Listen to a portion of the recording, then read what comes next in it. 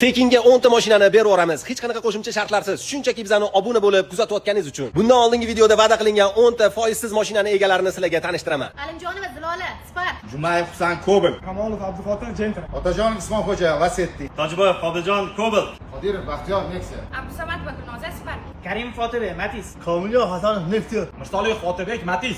Eng arzon narxda foizsiz oldinglarmi? Ha. Hammasi va'da qilingandek haqqoniy bo'ldimi? Ha. O'zbekistonda birinchi marta haqiqiy giveaway eng arzonida. Haqiqiy giveaway aslida nima? Bloger uni kuzatayotgan obunachilariga hech qanaqa shartlarsiz, shunchaki uni kuzatishayotgani uchun ularni rag'batlantirish uchun beradigan pul yoki sovg'alari bu giveaway hisoblanadi.